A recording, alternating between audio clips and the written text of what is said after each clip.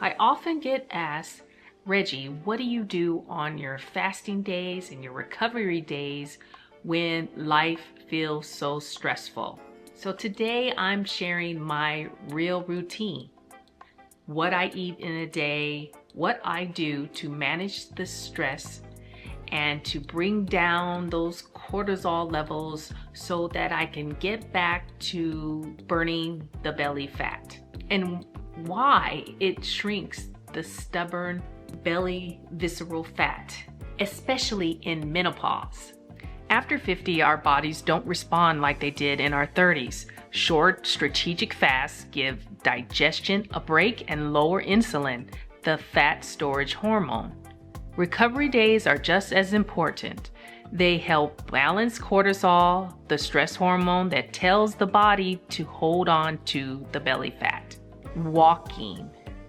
Walking is a wonderful thing to do to bring down those high stress hormones. Stretching or resting even on the sofa, in the bed, taking a nap, or sleeping very well overnight. And light meal prep, where you made decisions before the actual time of eating the meal.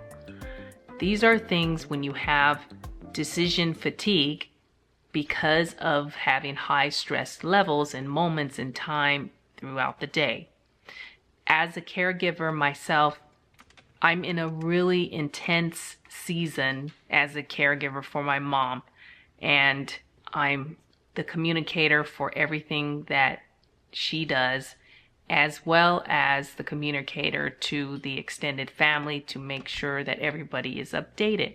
That's stressful in my mind. I had to rearrange my life to be available and to be the ultimate optimum person. And that means getting healthy and really looking at my diet, my exercise routine, but most importantly here is recovery days, because during recovery moments in time and days and when we sleep is when we actually burn the fat. It's not during an exercise routine. It's not just eating a meal. Although you can make changes if you eat well and don't even exercise, yes, you can still lose weight. But for me, it's about cutting the fat and toning up at the same time and really lowering my fat percentage overall. But the belly fat is one of the number one symptoms of menopause, and that's just where it all goes. So what my fasting day looks like is the morning I have warm lemon water, and that helps rev everything up, but also it brings down those cortisol levels that have awakened me in the first place. The lemon water is also added in is electrolytes, which is sea salt for me. So I have a very fine sea salt that I utilize, that I just started using, and I think it is wonderful. It's a great taste, but it also curbs the appetite. So I'm not ready to eat just first thing in the morning. I know that may not work for everyone, but I do eat breakfast, but I delay it a couple of hours because I need to go out on my walk. Midday is about a 14 to 16 hour fast, maybe longer if it's one of those days where I really want to push through a plateau. But normally the 14 to 16 hour window is what I do, and light movement like rebounding or a slow walk are for those days of extended fasting without doing resistance training. And that's on days that I'm really just doing a regular eating day. An eating day could look like 2 MAD plus a snack. Now, I can't really call it a full meal and say 3 meals a day, because it's more of eating something like yogurt or a dessert-like protein snack to make sure that I top off my day. So I always front load my breakfast, as mentioned in many of my videos before. And that means to get a high amount of protein that you're trying to get to your goal, which mine is usually about 100 grams to maybe 120 grams, that I believe works for me and what I'm trying to do to decrease my fat percentage in my body. So I may eat something like salmon and add that in with my eggs. Eggs is usually my foundation of breakfast every day, and I do get a certain amount of protein there, maybe 3 or 4 eggs. It all depends if I need that double whammy, which I call my combo high protein breakfast. I add in yogurt in my scrambled eggs, or I will add on another piece of meat like salmon or chicken or a beef patty. And then it may be something that I add in vegetables like mushrooms or zucchini, or I'm getting a really good mix of the protein, the fiber, as well as a good healthy fat, which could be the butter or olive oil, all depending. In the evening, I stop eating at least 3 hours before bedtime. And that does a trick for me because it gets my fast started early and I have a longer opportunity to fast the next day. You're giving the digestion a break on your belly. The fat storage is going in those pockets from menopause, and it's picking those areas that we really dread the most. For me, it's my inner thighs as well as my belly.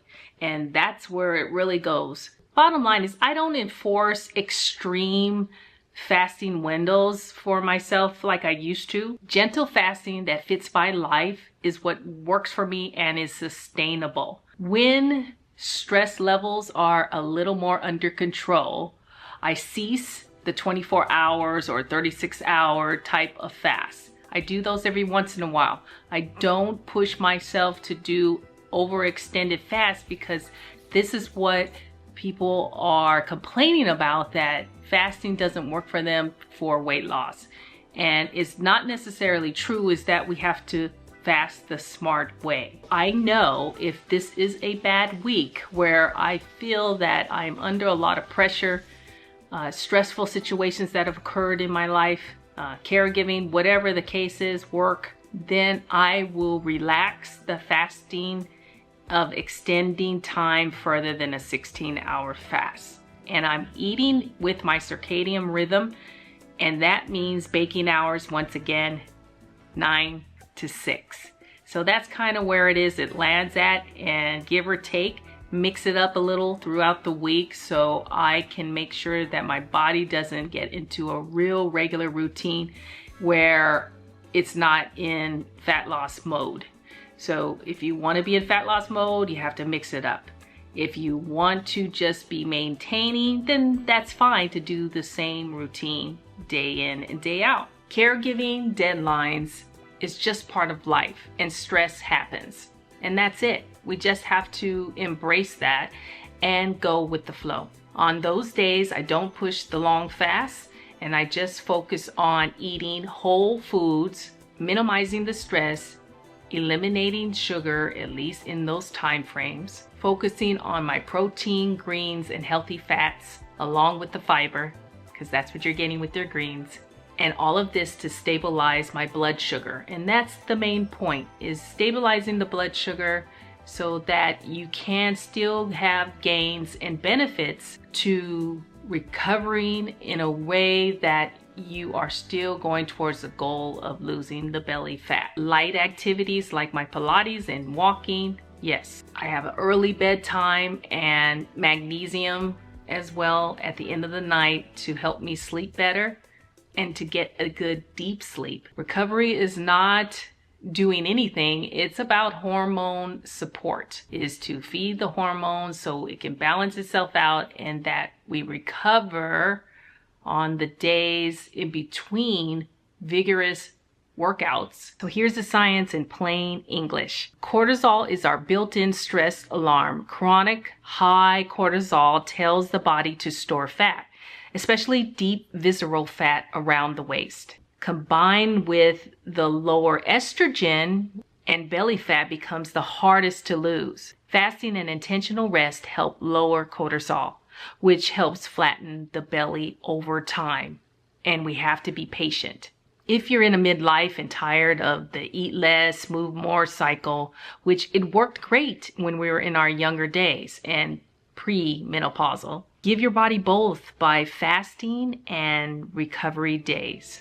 So I hope you'll take a little bit of this to heart, that recovery days are just as important as the very high stress days, high stress in exercising and intensive type of weightlifting or resistance training. But to make sure that those recovery days are given with lots of love and self-care, and fasting as well goes hand in hand with that. And this is how we'll start to see the change and the difference in that belly fat. I hope that helps. We'll talk to you on the next video.